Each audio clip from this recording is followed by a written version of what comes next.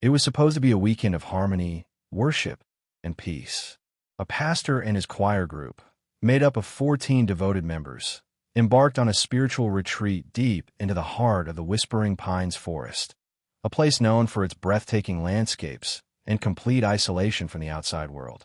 Families waved goodbye, expecting their loved ones to return filled with joy, songs, and renewed faith. But that moment never came. When the weekend ended, the group simply vanished without a single trace. Vehicles, equipment, belongings, everything disappeared as if the forest itself had swallowed them whole. Authorities launched one of the largest search operations the town had ever seen. Hundreds of volunteers, police officers, and even specialized rescue teams combed every inch of the forest. Dogs trained to pick up scents found nothing. Helicopters scanned from above. No footprints, no trails, no broken branches, not even a campfire ember remained.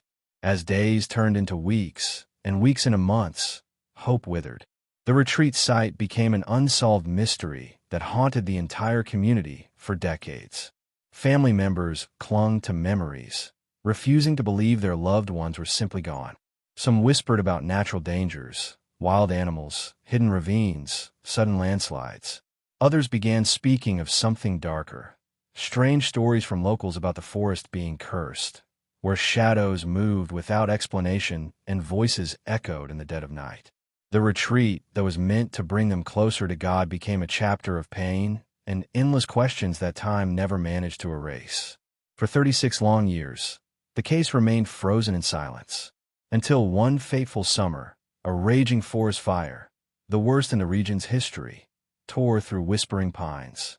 Flames devoured thousands of acres, turning dense woods into ashes and forcing entire communities to evacuate. As firefighters worked tirelessly to control the inferno, what emerged from beneath the burning trees would shock the world to its core.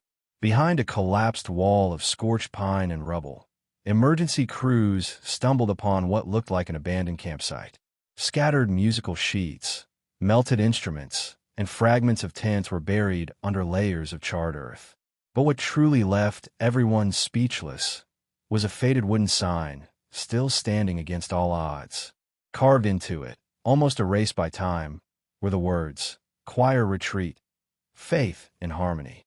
It was the very camp that had disappeared 36 years ago. As investigators stepped cautiously into the clearing, an overwhelming wave of unease washed over them.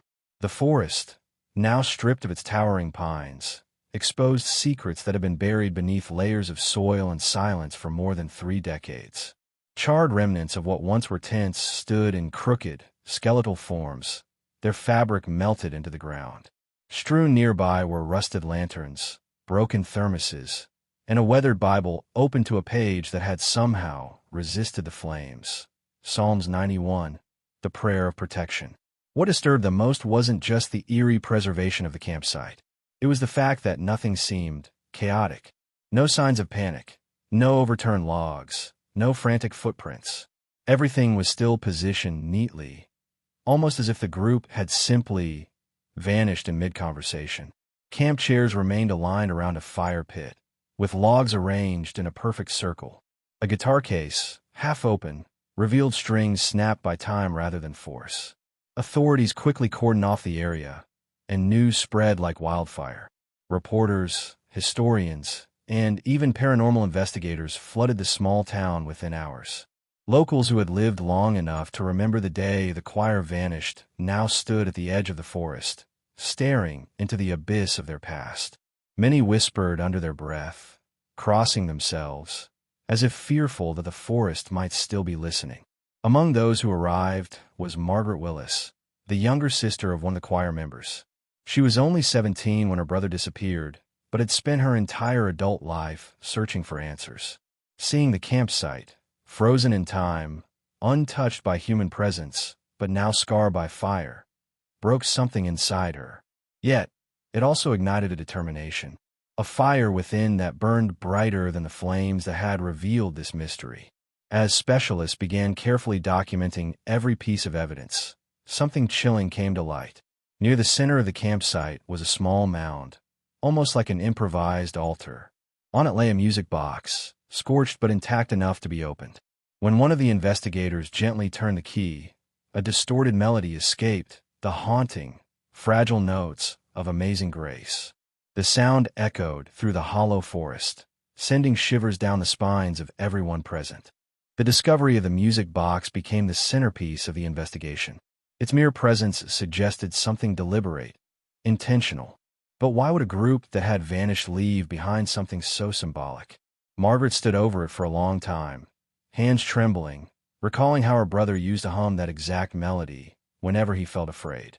It was as if, even in their final moments, the choir clung desperately to their faith, hoping for some divine rescue. Further searches revealed more unsettling clues. Behind a fallen tree, partially buried in dirt and ash, they found an old camcorder, the kind used back in the 1980s. Miraculously, the tape inside was intact, protected by the sealed case. Technicians hurried to recover whatever footage it might hold, though the mere thought of seeing the faces of the missing after 36 years made everyone's skin crawl. As night fell over the smoldering forest, strange things began to happen. Firefighters reported hearing faint voices, hymns, to be exact, drifting through the cold night air. The melodies were warped, almost as if carried by the wind itself. Some dismissed it as a trick of the mind, exhaustion paired with the eerie surroundings. But others knew what they heard was real. The forest was speaking. Back at the local police station, a crowd gathered as the recovered tape was prepared for viewing. The room was silent, breaths held, eyes wide, hearts pounding. When the screen flickered to life, static buzzed before revealing grainy footage of the choir group. Laughter, smiles, and the familiar sound of guitars filled the room. They were gathered around the campfire, singing, praying, embracing. For a moment, it felt like nothing was wrong, just another joyful retreat. But then, something changed. The tape trembled, and the camera was suddenly aimed toward the darkness of the woods. A loud cracking sound echoed, followed by frantic whispers. Several members looked toward something, or someone, beyond the tree line. Their faces shifted from joy to confusion, then to sheer terror. The last frame showed the pastor standing up abruptly, mouth open as if to shout, and then the screen cut to black. The silence that followed the footage was suffocating. No one in the room dared to speak. Some clutched their mouths. Others wiped silent tears from their faces. It felt as though the choir members had momentarily come back to life, only to vanish before everyone's eyes once again. Margaret stared at the dark screen, her hands trembling, whispering her brother's name, as though he could somehow hear her through the veil of time. But investigators knew that something crucial was missing. The video had ended abruptly, cutting off just as it was about to reveal what had terrified them.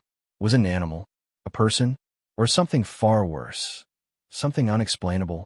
Forensics teams began scanning the area frame by frame, looking for clues hidden in the grainy shadows of the footage.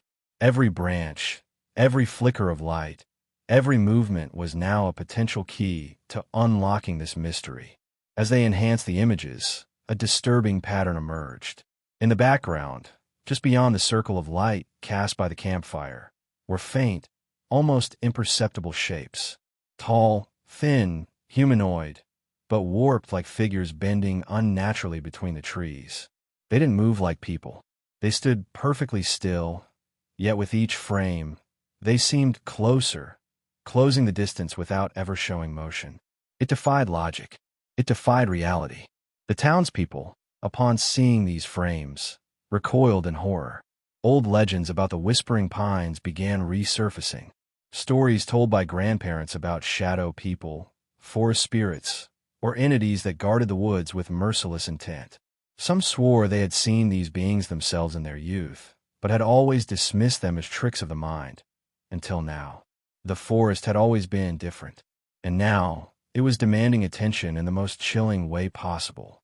Meanwhile, deeper analysis of the campsite revealed something even more terrifying. Beneath the charred remains of what was once the main tent, excavators found a perfectly preserved circle made of stones, arranged with mathematical precision, pointing to true north, south, east, and west. At the center was a wooden cross, cracked but still standing. But it wasn't an ordinary cross. Carved into it were symbols, ones that no one could immediately recognize. They were neither biblical nor cultural. They were something else entirely. Experts in ancient languages and symbology were brought in. When photos of the carved symbols were sent to universities around the world, the responses were disturbingly similar. "We've never seen this before." Some compared the patterns to proto-writing from civilizations long vanished. Others suggested they could be protective wards or warnings. But no one could offer a definitive translation. It was as if this symbol set belonged to something entirely outside of human history. Margaret couldn't shake the feeling that the answer was buried not just in the symbols, but in the very land itself. She returned to the forest with permission from authorities, retracing the steps her brother would have taken 36 years ago. Standing where the campfire once burned, she closed her eyes, listening, and then she heard it. Faint, distant, a harmony of voices, layered, melodic, and unmistakably human. It was the choir, singing. Her knees buckled, and for a moment, she felt like she was falling through time itself. But when she opened her eyes, nothing was there. Only the scarred, empty forest remained. Yet the sound persisted, not in her ears, but in her chest, in her soul. She knew then that whatever had happened here was not just a disappearance. It was a fracture in reality, something that defied every explanation the modern world could offer. Meanwhile, local firefighters, still working to extinguish the remaining hotspots, reported yet another disturbing discovery. Near the edge of a ravine, they uncovered a massive tree, its trunk split open by the fire. Inside, embedded deep within the hollow, were dozens of personal belongings. Necklaces, rings, hymn books, handwritten letters, and horrifyingly, what appeared to be human handprints scorched into the inner bark. Not painted, not drawn, burned. The medical examiner quickly dismissed the possibility of it being a coincidence. The heat marks were too precise. Each handprint was about the size of an adult human's, with fingers spread wide, as if pressed in desperation or in ritual. The questions were no longer just about how the choir disappeared. Now it was why. Why the spot? Why this group? And what force had the power to make an entire camp vanish, leaving only these ghostly echoes behind? As night once again fell over the town, a heavy fog rolled in, thicker than anything anyone had seen before. Street lights vanished into it. Voices were muffled, and from the direction of the forest, the hymn returned. Louder this time, clearer, as if the choir was no longer trapped in the past, but moving closer to the present. As the fog swallowed the town, an unshakable dread settled over every resident. It wasn't just the eerie thickness of the mist. It was the weight of something unseen, something that felt aware. People locked their doors, closed their blinds, and huddled inside their homes. But no wall felt thick enough.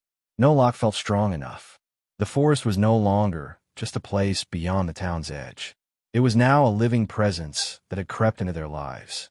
Margaret, unable to sleep, sat staring at the old photo of her brother in the choir group, smiling, arms around each other, full of life. Her mind raced back to something her brother once told her as a child. If you ever get lost, listen for the music. It will always lead you home. But now, the music wasn't leading anyone home. It was pulling them somewhere, deeper, somewhere no one was sure they wanted to go. The next morning, the town woke to a terrifying sight. Written across the side of the church, in thick, black ash, were the words, "They never left." No footprints, no ladders, nothing to explain how it got there. Just the words, ominous, final, and seared into the white walls like a scar. The pastor, pale and trembling, ordered the church to be closed indefinitely. He knew, or at least, he suspected something the rest dared not speak aloud. Authorities attempted to remove the markings, but every effort only made it worse. The more they scrubbed, the deeper the stains seemed to sink. Some even swore that when the wind blew just right, the words whispered themselves, not audibly, but inside the minds of anyone who looked too long. Whispered or warned. It became undeniable. Whatever happened 36 years ago was no longer content to stay buried. In the days that followed, the investigation took a darker turn. An elderly man named Howard Peterson came forward, someone long dismissed as the town's crazy recluse. Trembling, eyes hollow from decades of silence, he confessed that he had seen something the night the choir disappeared. He had been hunting nearby when, deep in the forest, strange lights began moving between the trees. Not flashlights, but pillars of pale, pulsing light that danced like living beings. And then, the screaming started. Howard's account sent chills through everyone present. His voice cracked as he described what came after the lights. A low-frequency hum, like the vibrating strings of a massive cello, shaking the very air. He spoke of shadows, not cast by light, but existing on their own. Shadows that moved against the direction of the wind. Shadows that climbed trees, glided over rocks, and circled the campsite like predators waiting for the right moment. Skeptics dismissed his story as the ramblings of an old man haunted by his own imagination. But when investigators asked him to describe the location of these sightings, Howard pointed to a section of the forest map no one had previously searched, a place so remote that even seasoned hikers avoided it due to unstable terrain and countless unsolved disappearances over the years. With little choice, a specialized search team was dispatched. As they approached the coordinates, the forest seemed to change. Birds vanished. Insects fell silent. The usual crackling of branches beneath their boots felt muted, as if the earth itself had grown hollow. And then they found it, an unnatural clearing, perfectly circular, where not a single blade of grass grew. At the center stood a totem-like structure built from bones, animal, and possibly human. Every investigator froze. Some refused to step any closer.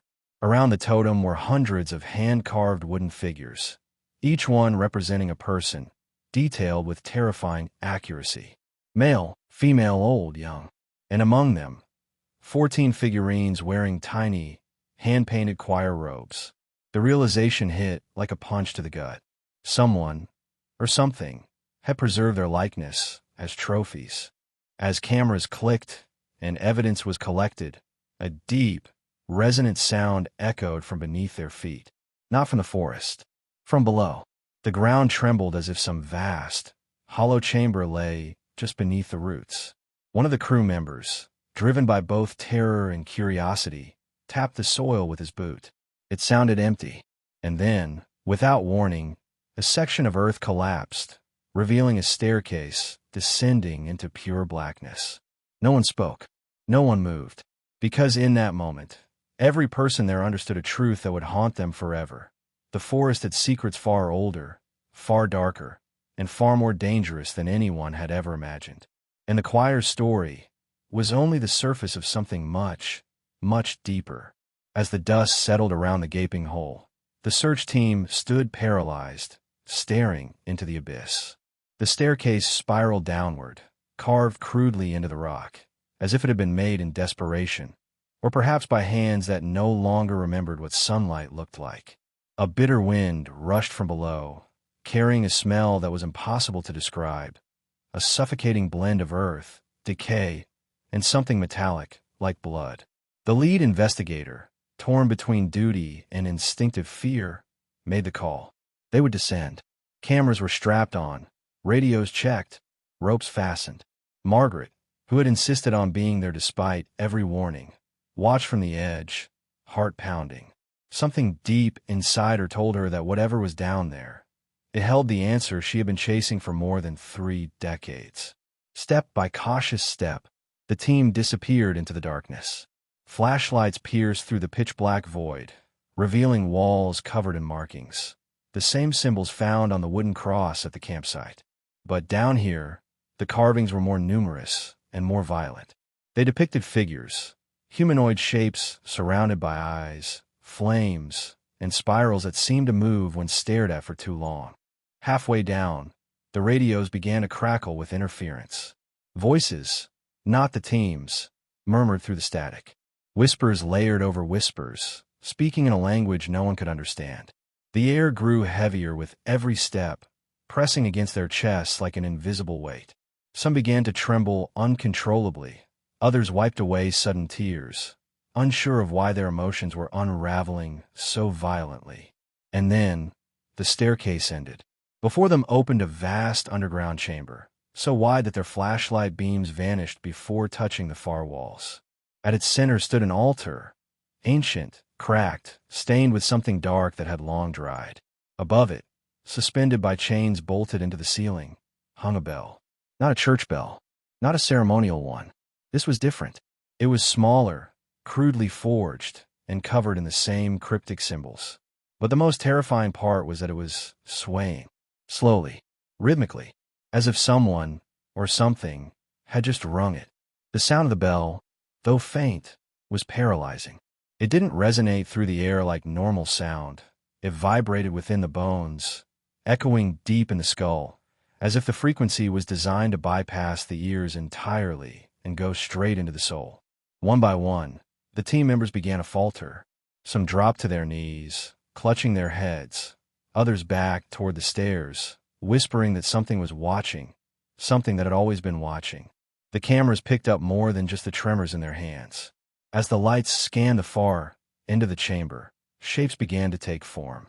Walls covered in hundreds, maybe thousands, of handprints. Each handprint was accompanied by a name, carved with surgical precision beneath it. And among those names were the members of the missing choir. Every single one. Their names, etched into the stone, as if this place had claimed them long before they ever stepped foot in the forest. But the horror didn't stop there. Near the altar, there were objects, personal belongings long thought lost. Margaret's brother's pendant, a choir robe, perfectly preserved despite the moisture and decay. A journal. Trembling, one of the investigators flipped open the journal, and the first page sent a wave of dread through everyone. Written in frantic, shaky handwriting were the words, "It watches. It waits. It sings when we sleep." Further entries detailed the choir's final days. At first, it was confusion, strange noises at night, footprints that didn't belong to anyone in the group, whispered voices calling their names. But as the days passed, confusion turned to terror. The entries described figures in the trees, shadows that never left, and the overwhelming feeling that the forest itself was alive, not as a collection of trees and animals, but as something conscious, something hungry. Suddenly, from the far corner of the chamber, a loud crash shattered the silence. A portion of the wall crumbled, revealing a narrow passageway, and from deep within, the unmistakable sound of singing. Not distorted, not distant, clear, harmonized. The same voices from the 36-year-old footage, singing the same hymn. Only this time, they were closer, much closer. Frozen in place, the search team exchanged horrified glances as the singing grew louder. It wasn't just a recording. It wasn't an echo. It was live. The harmonies were flawless, layered with perfect precision. Human voices, yes, but tinged with something unnatural. The kind of resonance that made the hair on the back of their necks rise and their breath catch in their throats. Each note seemed to vibrate through the walls, through the ground, and through their very marrow. Against every instinct screaming at them to flee, the team pushed forward toward the passageway. The narrow tunnel was suffocating, lined with roots that seemed to pulse faintly, as though the forest's veins ran through this place. As they crept deeper, the air grew colder, so cold that frost began to form on their equipment, their breath visible as clouds in the beam of their flashlights.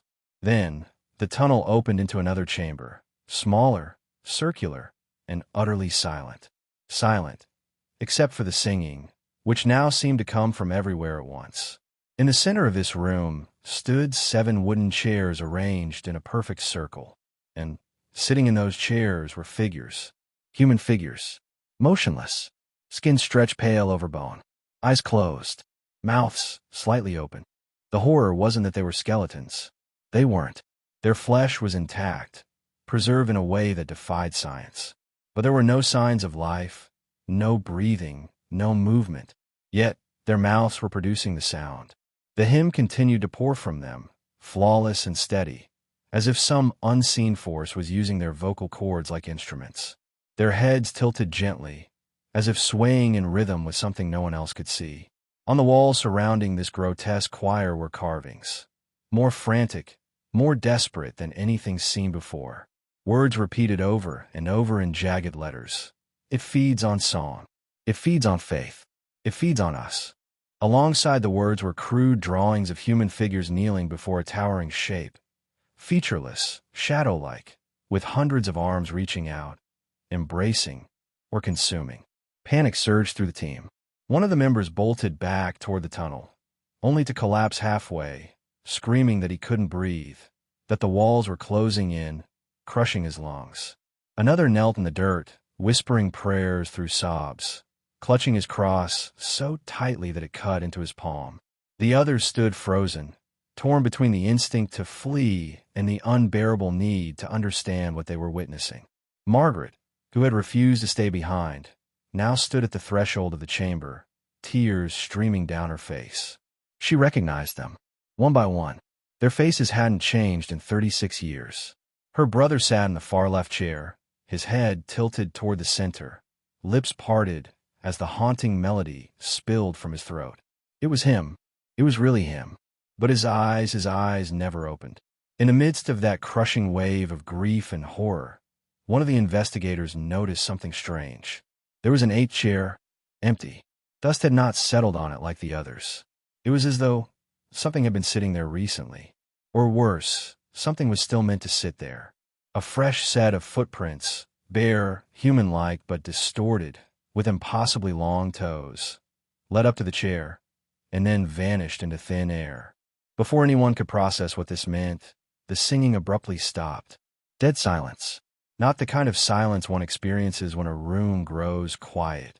This was a void, a suffocating absence of sound, as if the very concept of noise had been ripped from existence. Then, slowly, a single, guttural breath echoed from the tunnel behind them. Not theirs. Something else. Something massive. The air grew impossibly cold. The lights began to flicker, and from the corner of the chamber, where the shadows seemed unnaturally thick, a shape began to emerge. Not fully visible, but present. Its outline flickered between forms, sometimes humanoid, sometimes something else entirely. Its presence was so oppressive that some of the team collapsed to the ground, unable to stand under the weight of it. And then it spoke. Not with words, not with sound, but directly into their minds. You heard their song. Now you cannot leave. The voice, if it could even be called a voice, reverberated inside their skulls like thunder trapped within bone. It wasn't a sound that could be escaped by covering ears. It existed beneath hearing, deeper than thought itself. Some dropped to the ground, clutching their heads, sobbing, whispering nonsense as if trying to drown it out. Others stood frozen, locked in a paralyzing state between fight and flight, though both options seemed impossibly futile. As the shape continued to coalesce from the suffocating darkness, the walls of the chamber seemed to breathe, expanding and contracting rhythmically, as though the entire space were a living lung. The carvings on the walls glowed faintly, pulsing in sync with the breaths of this unseen entity. The sensation of being watched was no longer metaphorical. It was absolute. Every molecule of air felt like an extension of its gaze. Margaret, paralyzed by terror but fueled by decades of unanswered questions, forced herself to step forward. Her knees buckled with each movement, but something deeper than fear propelled her. Her eyes locked onto the face of her brother, his mouth still slightly parted, lips dry and cracked, frozen mid him. Tears blurred her vision as she whispered his name. Daniel, please come back. Her voice cracked, her hands trembling as she reached out. In that moment, something shifted. One of the choir members, the youngest girl, no older than 12 when they vanished, tilted her head ever so slightly. Her eyelids fluttered and then opened. But what stared back wasn't human. Her eyes were completely black, bottomless voids that reflected nothing, absorbing light itself. A sound escaped her throat. Not a scream, not a gasp, but a slow, drawn-out exhale, like wind slipping through ancient cracks. And then, the whispers started again. But this time, not from the shadows. From the choir. Each of them began to murmur in unison, a garbled chorus of words layered over each other. The same phrase, repeated over and over. Join. Their heads tilted toward the empty chair at the center of the circle, as though beckoning someone, or everyone, to take their place. The pressure in the room doubled. The ground trembled. and the presence that filled the air grew hungrier. The investigators, now beyond the point of rational thought, began to break. One sprinted toward the staircase, only to collapse as the ground beneath him split open, not wide enough to swallow him, but enough to send a message. "You do not leave." Another began laughing, a hysterical, broken sound, as he clawed his own ears, screaming that he needed to turn it off. Blood trickled down his neck, but there was nothing to turn off. The voice was inside. Margaret, torn between desperation and terror, fixated on the journal clutched in her hand, the one found by the altar. Flipping frantically through the brittle pages, her fingers landed on an entry almost completely illegible, but one line stood out, written in a different hand, fresher, darker, almost as if written moments ago. "Break the song. Break the chain." Her heart pounded. Could it be that simple? Or was this yet another cruel trick? Driven by a surge of reckless hope, she stepped into the circle, straight toward her brother. Her voice cracked as she shouted his name again, louder this time, shaking him by the shoulders. Nothing. Desperate, she did the unthinkable. She raised her hand and slapped him across the face. The sound echoed unnaturally loud in the chamber, as though reality itself flinched. For a split second, his mouth closed. The hymn faltered. Instantly, the entity in the shadows let out a screech, not with sound, but with sheer force. The walls shuddered, the symbols glowed brighter, and the ground split further. Black, tar-like hands erupted from the cracks, clawing at the air, trying to drag something or someone down. The choir members convulsed in their seats, mouths snapping open wider than any human jaw should allow, as if something inside them was trying to escape or be released. Margaret, now trembling uncontrollably, moved from one chair to another, shaking them, screaming their names, forcing their mouths shut one by one. Each time she did, the darkness recoiled, thrashing, shrieking, retreating like a wounded beast. But with each attempt, the force fighting against her grew stronger. Her vision blurred, ears filled with a rising pitch of static and screams, and her knees threatened to give out. Yet she pressed on, because deep down, she knew this was the only way out. The ground trembled violently beneath Margaret's feet as she staggered toward the next figure. A young woman whose hands were gripped so tightly to the edges of the wooden chair that her fingernails had splintered into the wood itself. Margaret cupped her face, her own tears blurring everything, and shook her desperately. "Wake up. Please, wake up," she begged, her voice breaking into sobs. For a moment, nothing happened, but then a flicker. The woman's jaw slackened. Her lips trembled. The haunting hymn cracked, fractured like glass under pressure. A sound exploded from the shadows, something that didn't belong in this world. Not an animal, not a voice. It was the sound of reality itself bending, as though the laws that held this dimension together were being twisted by a force that wasn't meant to exist here. The chains holding the suspended bell above the altar snapped violently one by one, sending it swinging wildly. Each swing produced a low, ominous gong that reverberated through the air like the heartbeat of something massive, something dying, or something waking up. Margaret collapsed briefly, gasping for air. Her vision darkened at the edges as blood pounded in her temples. Her limbs burned. Her chest felt like it might collapse. But somewhere deep inside her, past the exhaustion, the terror, and the overwhelming hopelessness, something ignited. A single, unbreakable thought. I will not lose him. Not again. And with that, she dragged herself toward her brother, Daniel, whose face remained frozen in that eerie, half-sung expression. Summoning every ounce of strength left in her, Margaret screamed his name, not once, but over and over, until her throat felt raw. Her hands gripped his face, forcing him to look at her, even though his eyes remained closed. "Daniel, open your eyes. Come back to me. Fight it," she howled. And then a twitch, subtle, almost imperceptible, but it was there. His fingers, they moved. As the cracks in the hymn deepened, the air in the chamber shifted. The suffocating weight lifted just slightly, enough for the investigators, some lying in fetal positions, others paralyzed in terror, to lift their heads. A pale, flickering light seeped through the cracks in the floor, not warm, not inviting, but sharp, sterile, like moonlight reflecting off broken glass. And then, the bell above the altar let out one final, thunderous clang. A pulse of energy exploded outward, knocking everyone to the ground. Silence. Complete. Utter. Deafening.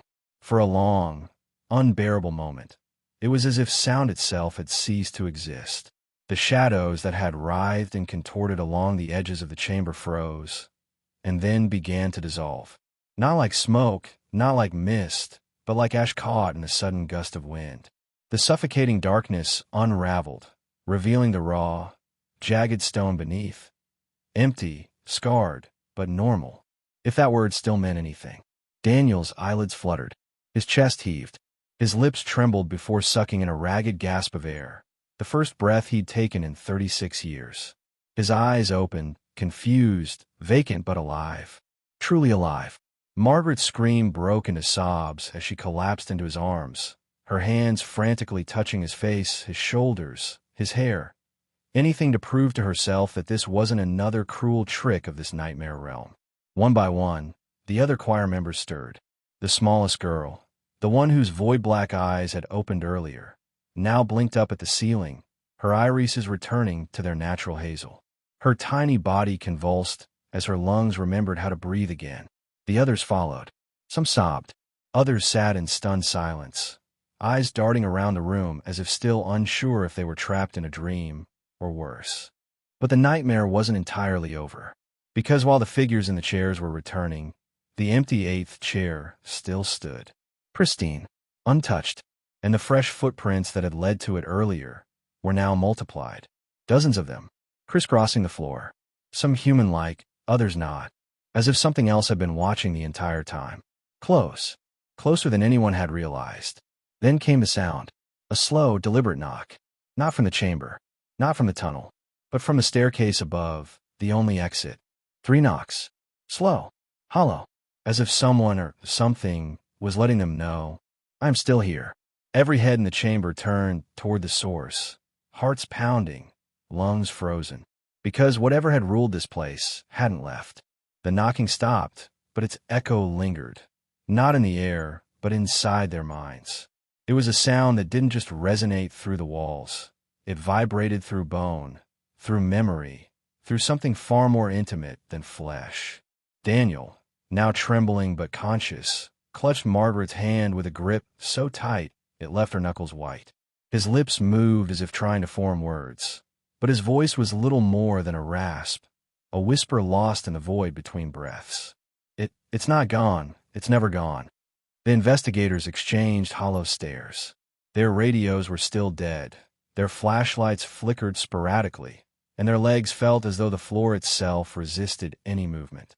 The chamber, though partially stripped of the oppressive darkness, still pulsed with a subtle vibration, like a beast not dead, but merely sleeping. The realization struck everyone simultaneously. They hadn't defeated it. They had disturbed it, awakened it, and it was watching. Margaret pulled Daniel into her arms, brushing the dirt and ash from his hair, whispering frantic reassurances she didn't even believe herself. You're okay, you're okay. I've got you now. But as her trembling fingers touched his skin, she felt something cold beneath his collar.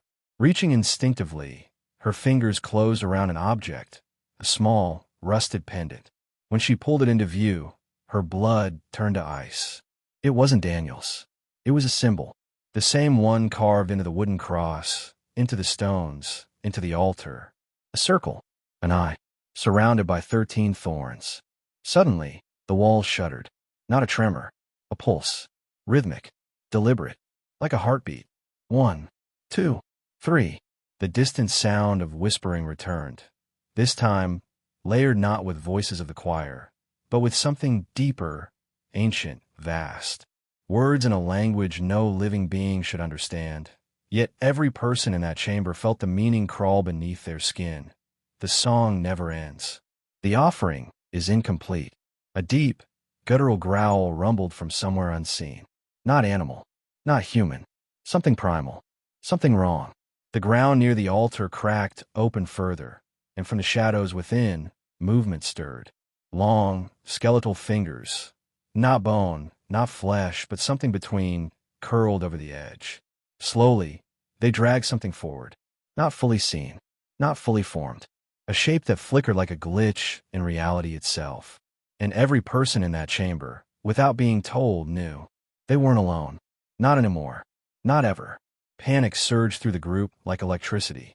One of the investigators, adrenaline overriding every instinct of self-preservation, sprinted toward the staircase, screaming for anyone to follow. His boots slammed against stone steps, echoing into the emptiness above. But with each step, the air grew heavier, thicker, as though the staircase itself was stretching, extending infinitely upward, like a cruel labyrinth designed by something that understood fear far better than any human mind ever could. Margaret pulled Daniel to his feet, her arms locked around his waist, half carrying him toward the tunnel. The other rescued choir members followed, dazed, limping, but desperate. Behind them, the monstrous shape continued to advance. Not quickly, not aggressively, but inevitably, as though it didn't need to chase them, as though it already owned them. Then, from deep within the shadows, a voice, not like before, not a whisper in the mind, but spoken, real, tangible, hollow as the grave. You heard the song. You woke the choir. The chain is yours now. The words echoed against stone, against flesh, sinking into marrow like poison. As they scrambled up the staircase, the impossible became undeniable. The exit, the very tunnel they had come from, was no longer there. Where once was a passage leading up to the surface, now stood a wall. Seamless. Perfect. As though the rock had never been carved.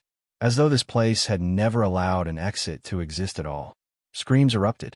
Fists slammed against unmovable stone. Margaret sobbed, holding Daniel tightly, whispering, "No. No, please no, we came so far. Not like this, not like this." The investigators collapsed against the wall, some punching it until their knuckles split open, others sinking to the ground, heads in hands, whispering prayers that felt like they disintegrated the moment they left their lips. And then, the hymn began again. Soft, almost tender, as though sung by a distant children's choir. But layered beneath it, a second sound. A deep, guttural growl. Wet, hungry, growing louder, closer. And, as the light from their failing flashlights flickered one final time, the wall behind them began to bleed. The sight was impossible, yet undeniably real. Blood seeped from the cracks in the stone wall, running in thin, steady streams, as if the very earth itself was wounded. The smell of iron filled the chamber, mixing with damp rock and decay, suffocating, intoxicating. The choir members, those who had moments ago been returned to life, now stared wide-eyed at the wall, trembling, their lips quivering, as if the familiar melody of the hymn was trying to force itself from their mouths again. Daniel gripped Margaret's arm tightly, nails digging into her skin, his face contorted in panic. "It's not letting us go," he choked. His voice was raw, like someone who hadn't spoken in decades. "We broke the song, but we didn't break the chain." His words barely escaped his lips before a deep vibration rippled through the ground. Steady, deliberate. Not an earthquake, not nature. It was the pulse, the heartbeat of the thing that lived beneath this place. From the center of the chamber, where the altar once stood, the stone began to split open. Not violently, slowly, surgically, as if something beneath was carefully peeling back the skin of the earth. A wide fissure formed, and from its depths, a light seeped out. But it wasn't a light that brought comfort.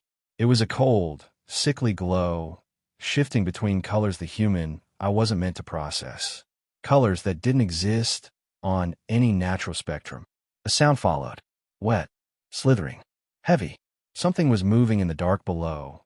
Massive, yet graceful in a horrifying way. The kind of movement that belonged to deep-sea leviathans, or to nightmares that predated mankind. Long, sinewy shapes began to coil through the cracks, dragging themselves upward. Not quite limbs, not quite roots. Something in between, biological yet alien, pulsing with every movement. As the first of these tendrils slithered free from the fissure, it scraped against the floor, carving deep symbols into the stone. The same symbols that covered the wooden cross, the altar, and the pendant Margaret had found. And every line it carved burned with a deep crimson glow. The chamber no longer felt like a room. It felt like a mouth. A living, breathing mouth, preparing to swallow them whole. Screams erupted, primal, broken, desperate. One of the investigators lunged forward with a crowbar, swinging wildly at the wall, at the bleeding stone, at anything that might yield. But the metal shattered upon impact like glass. Another dropped to his knees, clutching his head, rocking back and forth, whispering, "There's no way out. There's no way out. It never lets you go. It never lets you go." Margaret, fighting every instinct to collapse into hopelessness, scanned the chamber wildly. Her eyes darted from the bleeding wall to the spreading fissure in the floor, to the choir members now huddled together, some sobbing, others completely numb. But then, something caught her attention. The pendant, the symbol. It was vibrating in her hand, not shaking from her own tremors, but pulsing, alive. A sudden, involuntary memory flashed in her mind. Words from the journal she had read earlier. Break the song. Break the chain. But there had been more. A line she hadn't understood before, half faded on the page. The chain is sealed in flesh, not in stone. Her breath caught. Her hands went cold. The chain wasn't the wall, wasn't the altar, wasn't the symbols. It was them, the people, the ones who had heard the song, the ones who carried it now. Her eyes widened. "It's us," she whispered. "It's using us to stay anchored here." But before she could explain further, the tendrils lunged. One wrapped around the leg of an investigator, dragging him toward the fissure. His screams became gargled as he clawed at the floor, his fingernails leaving deep, bloody trails in the stone. Others scrambled back, slipping on the slick mix of blood and water now coating the ground. Margaret did the only thing her instinct screamed at her to do. She grabbed the pendant with both hands, raised it high, and slammed it against the floor with everything she had. The metal cracked, then shattered, sending a pulse of energy through the room. The tendrils recoiled, thrashing wildly, releasing the man it had seized. The fissure paused, quivering, uncertain. For a brief, heart-stopping moment, the entire chamber hesitated, as though the thing beneath was confused or afraid. The silence that followed was suffocating. Not the silence of peace, but the silence of something watching, calculating, deciding. The shattered pendant lay in fragments at Margaret's feet, its broken edges pulsing faintly, as if it still clung to some residual power or curse. Beneath them, the fissure quivered. The tendrils writhed, retreating slightly, not defeated, but hesitant, as if confused by the sudden fracture in whatever tether had bound them all together. Daniel gripped Margaret's arm, eyes wide, voice trembling. "You broke it, but it's not enough. It's not gone, it's just weaker." His words barely left his mouth before the walls trembled again, but differently this time.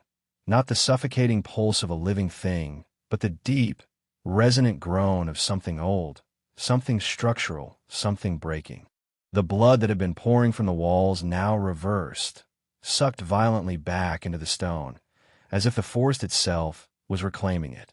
Cracks spread through the chamber walls, through the staircase, through the altar, jagged veins of pressure ready to collapse. But with the trembling came another sound, the distant, unmistakable roar of wind. Real wind. From the surface. A way out. Somewhere. But the fissure in the ground wasn't done. It pulsed one last time, and from its depths, something surged upward. A shape, humanoid but utterly wrong. Its body was composed of thousands of tangled limbs, hands grasping at nothing, faces, twisted, tormented, emerging and retreating within its form. Its presence was suffocating. It didn't walk. It floated, hovered, a mass of suffering given form. Its mouth, a jagged horizontal split across its torso, opened wide, and from within, the hymn resumed. Louder, angrier, desperate. Every living thing in the room collapsed to their knees as the sound invaded their minds, pressing against their skulls like vice grips. Eyes rolled back, fingers clawed at skin, blood dripped from noses and ears. The message was clear. You do not leave. You are part of the song now. But amid the chaos, something shifted, not in the chamber, but in them. The realization spread like wildfire. It wasn't just the pendant. It wasn't just the altar. It was the belief. The thing, this entity, wasn't feeding on flesh alone. It fed on fear, on reverence, on the power they had unknowingly granted it by believing in its control. Margaret clenched her jaw, forcing her trembling body upright. It only has power if we give it power, she muttered. Her voice, though cracked and desperate, pierced through the suffocating him. She stood, dragging Daniel with her, locking eyes with the thing as it hovered, its grotesque mass of writhing faces screaming without sound. You don't own us. Not anymore. The words left her lips not as a scream, but as a statement. Final. Absolute. The entity convulsed. Its form shimmered, distorting like a broken reflection in water. The faces within it writhed, some screaming, others gasping as though suffocating. Not for air, but for faith. For belief. It surged forward, desperate, reaching out with hundreds of hands, but the ground beneath it began to split wider, not from its power, but from the chamber rejecting it. All around, the symbols that had once pulsed with malevolent energy now cracked and shattered, light exploding from within them like bolts of lightning. The fissure beneath the creature widened into a gaping maw, no longer a passage to drag victims down, but now a prison, collapsing inward. The entity thrashed, limbs stretching, faces screaming, its hymn distorting into a garbled mess of broken notes and static. Margaret grabbed Daniel's hand, screaming at the others, "Run! Now!" The walls buckled. The staircase that had disappeared moments ago now returned, stone collapsing to reveal the spiral path leading upward, fractured, unstable, but real. A way out. Light, real, warm daylight, bled through the cracks above like a promise, fragile but undeniable. Behind them, the thing let out one final, earth-shaking scream, not of rage, but of fear. And then, the fissure swallowed it whole. The ground sealed shut with a deafening thunderclap. The hymn stopped. Silence. Real silence. For the first time in 36 years. The sound of silence was for the first time not terrifying, but liberating. Yet, none of them dared to believe they were safe. Not yet. The trembling ground beneath their feet had gone still, but the memory of that presence, that unspeakable force, was burned into their bones.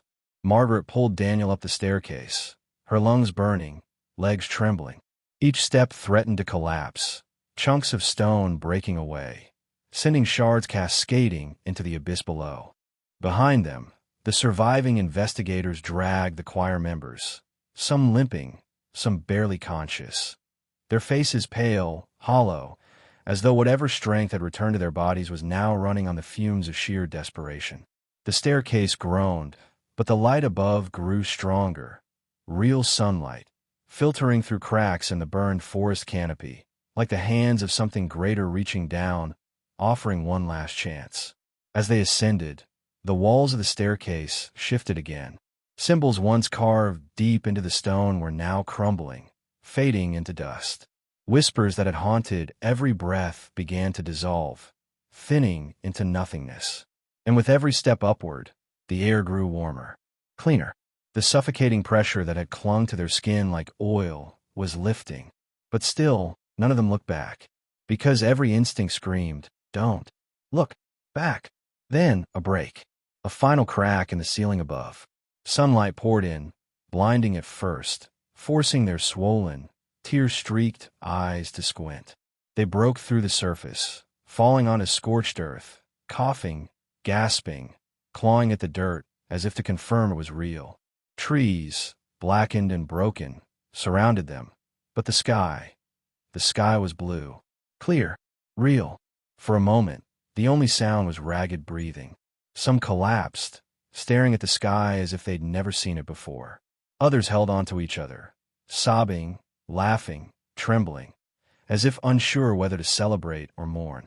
But as the adrenaline began to fade, a realization set in. They had escaped the chamber. But had they truly escaped the song? Daniel sat with his back against a fallen tree, hands trembling violently as he stared at the horizon. His lips moved wordlessly, processing a world that had moved on without him for 36 years. His hair, though still the same color, was brittle.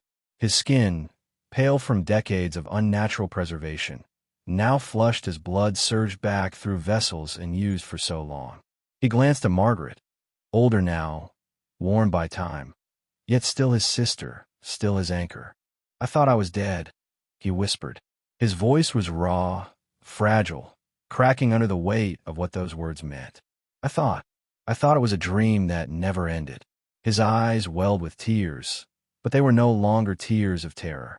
They were the release of 3 decades of silence, captivity, and suffering. Margaret knelt beside him, her hands cupping his face, her forehead pressed against his. "You're not. You're here. You're home." But even as the words left her lips, her gaze shifted toward the forest beyond, that scarred, hollowed wasteland. And in the distance a sound. Faint, barely audible. Not the hymn, not the whispers. Something else. The wind, maybe, or the memory of something that refused to fully die.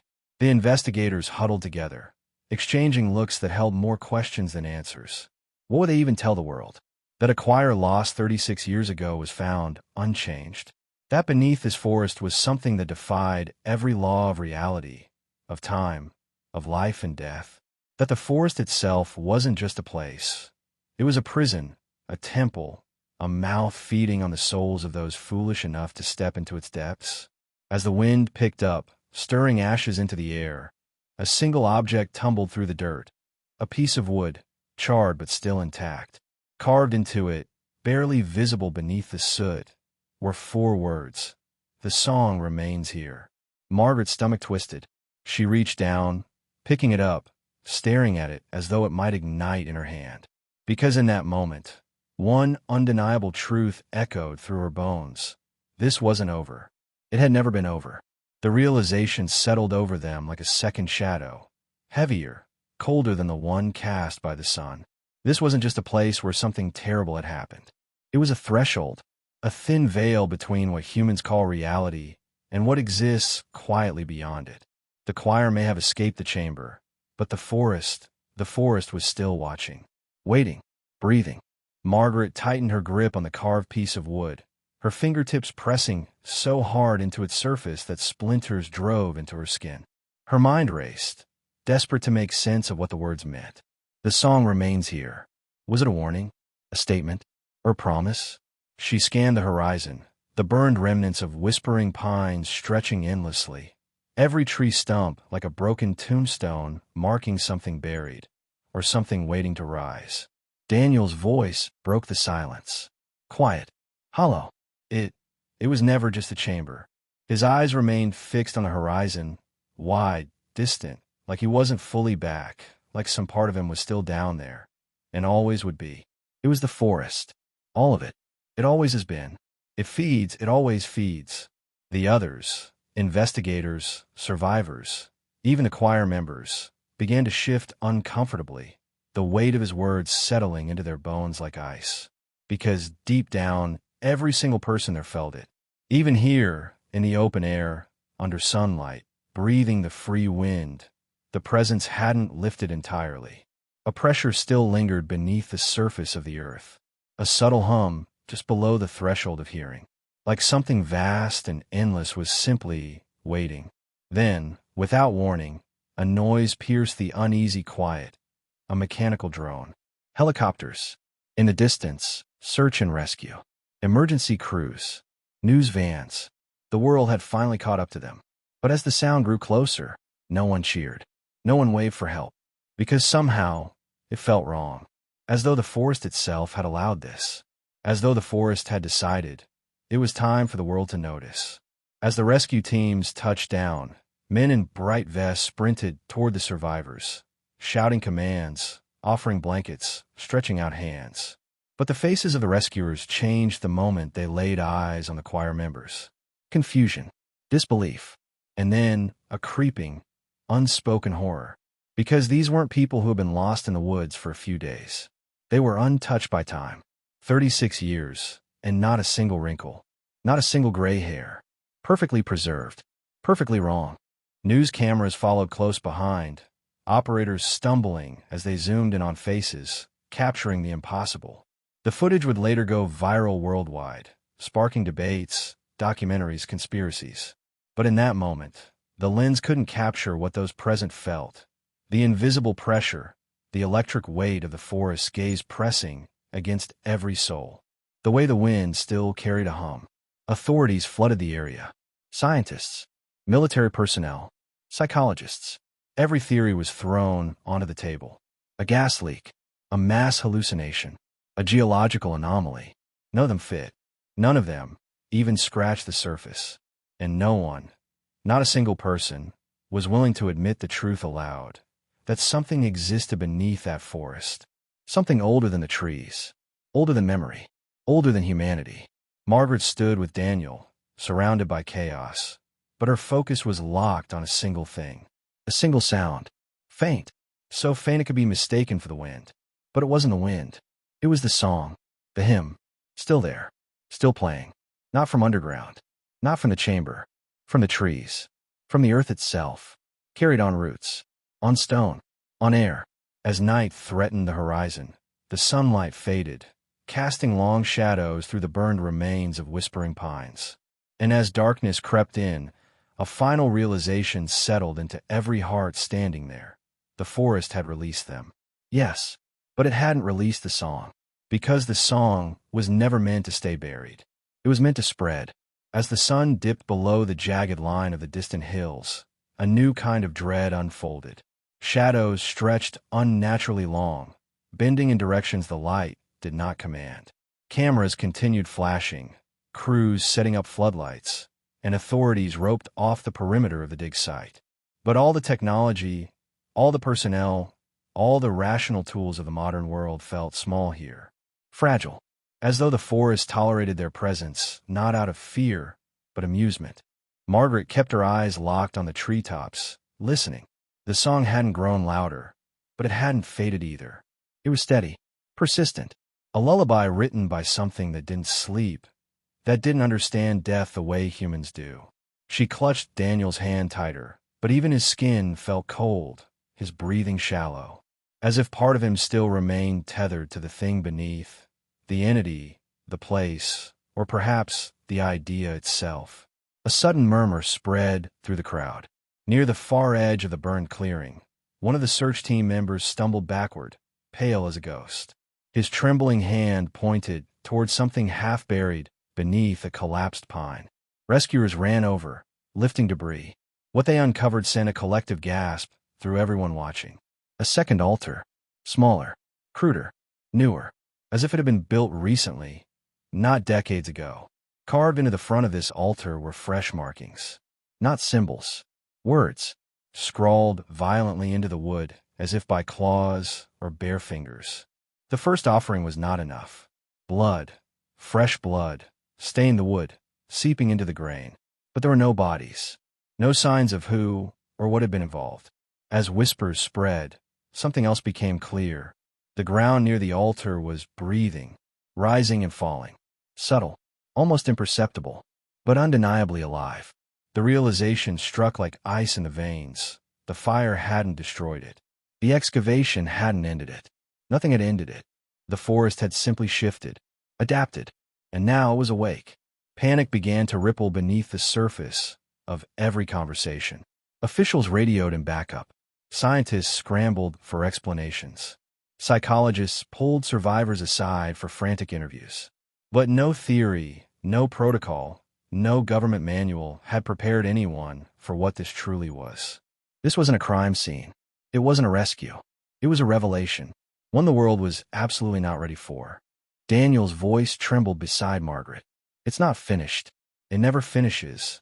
It just changes. His eyes locked onto the tree line, distant, hollow, as though seeing something no one else could. That's why it let us go. We're not the end. We're the beginning. His hands trembled, knuckles white, as though even speaking those words risked invoking something they'd barely escaped. And then the wind shifted. Not a normal gust, a pulse. A single wave of pressure that rippled through the trees, bending them in unison like a bowing congregation. It carried something with it. Not just air, not just sound, but a voice.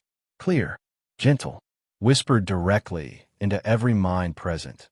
The song is yours now. Floodlights flickered. Radios screeched with static. Phones froze, screens filling with lines of code, symbols no one recognized. The ground vibrated beneath every foot. The forest, the entity, was no longer content with being a secret buried in the dirt. No, it was moving, spreading, seeding itself into those who had seen, those who had heard, those who had survived. Margaret's breath hitched as she realized the final, horrifying truth. The forest never intended to keep them forever. The forest intended to send them back. Carriers. Vessels. The choir had not been rescued. The choir had been released. The realization struck like a knife to the chest. Sharp, inescapable, final. Every breath felt heavier now, as though the air itself had changed, as though it was no longer just air but something else, something carrying weight, carrying meaning, carrying the song. People began to shift uneasily, glancing at one another with a dawning fear not of the forest, but of themselves, as though wondering, is it a me now? Margaret's hands trembled as she pulled Daniel closer. His pulse was there, faint, but real. His skin, though cold, no longer held that waxy texture of something kept alive by unnatural means. But his eyes betrayed something else. Behind his tear-filled relief, behind the trauma of everything they'd endured, there was a shadow. Something watching, something listening. Then it started. Small, almost imperceptible. The smallest child from the choir, the girl with hazel eyes, sat cross-legged on the dirt, her head tilted slightly, as though listening to something only she could hear. And then, without warning, she began to hum.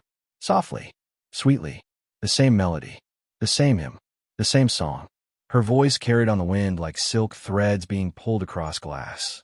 Beautiful, haunting, terrifying. Adults froze. Some backed away instinctively. Others began shouting, demanding someone stop her. But she didn't seem to notice. Her eyes were blank, her hands resting gently in her lap, as if utterly unaware of the panic unraveling around her. Then, as though triggered by her voice, 2 others joined. Then 3. Then 7.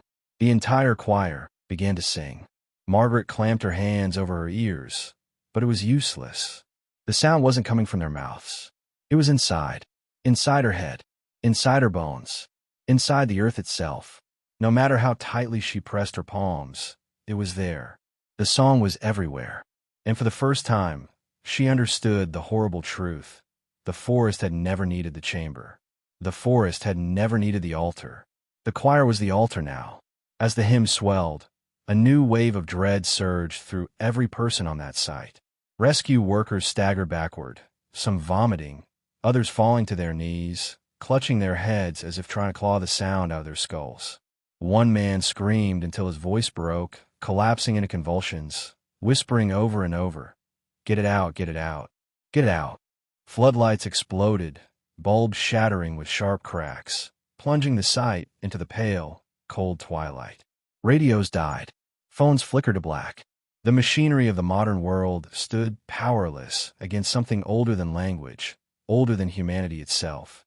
And as the last traces of artificial light blinked out, the forest itself seemed to glow, faintly, softly, a pulse, a heartbeat. The roots, the dirt, the trees, all illuminated by something not of this world. Daniel's voice was barely a whisper. They made us sing down there, to keep it asleep, to keep it fed. And now, his fingers gripped Margaret's arms, eyes wide, wild. Now I wants more. The ground trembled beneath them. Not like before, not cracking, not opening, but breathing, rising, falling, as though the entire forest were an immense, sleeping organism that had just begun to stir. And the song, it wasn't just a melody. It wasn't just noise. It was a signal, a beacon, a summoning.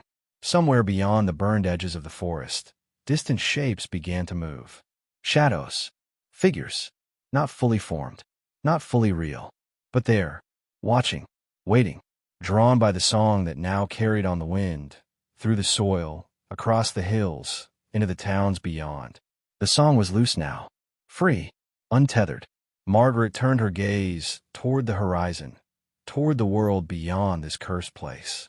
Her chest tightened, her vision blurred, because for the first time, one devastating truth became undeniable. The forest hadn't been a prison. The forest had been a cage. And now, the door was open.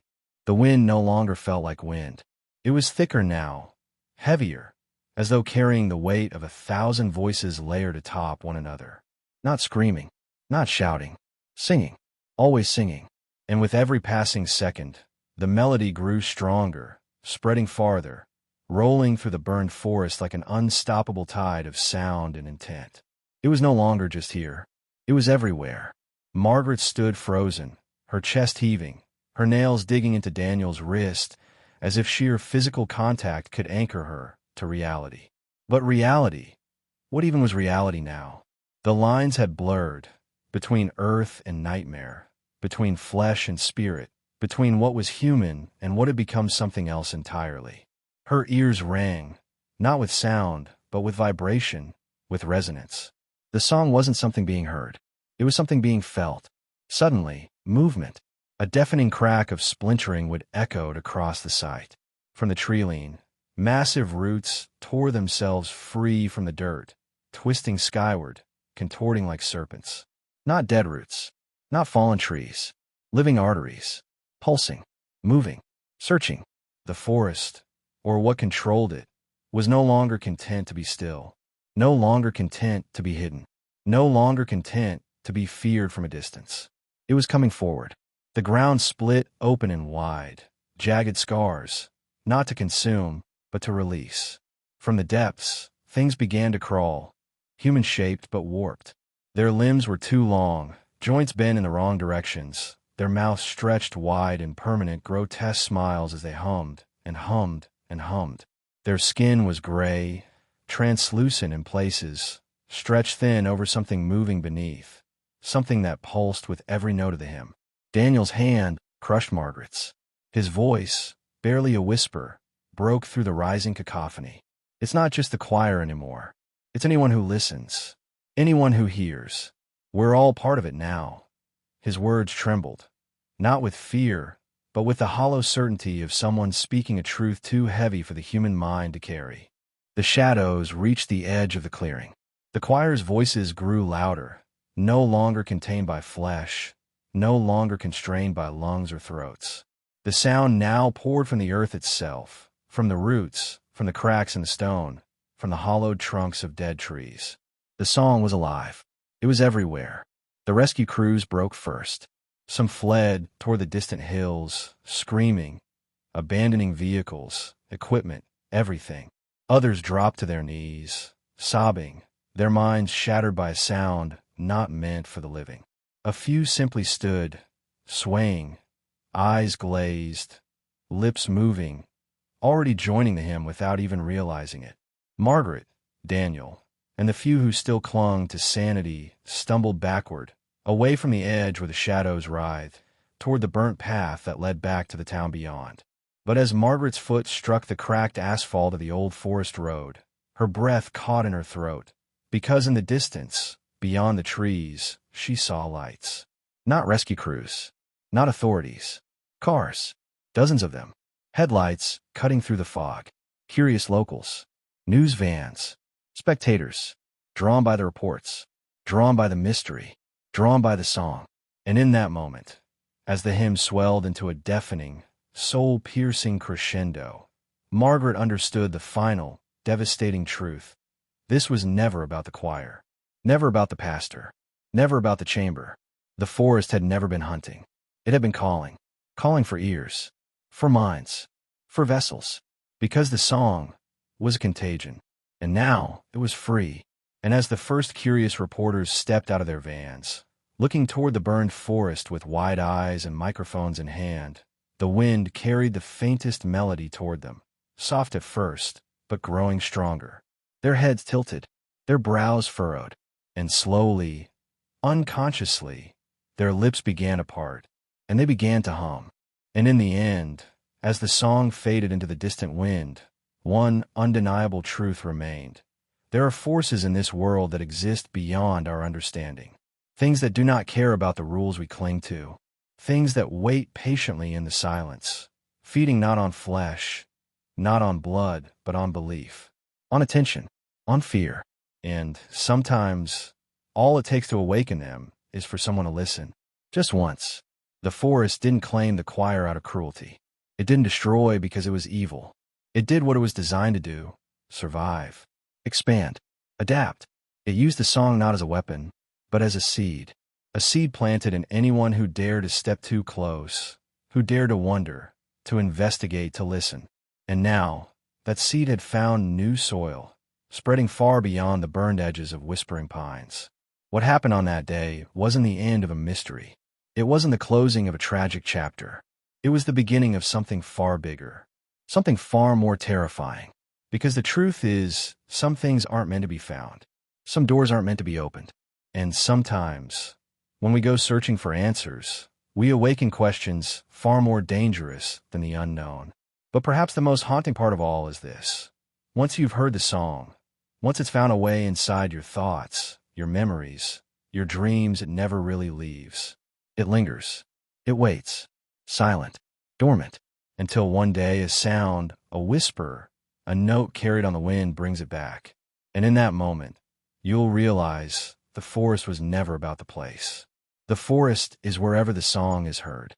And speaking of things that linger, if this story left you breathless, haunted, or even just captivated by the mysteries that exist beyond our understanding, make sure you subscribe to the channel.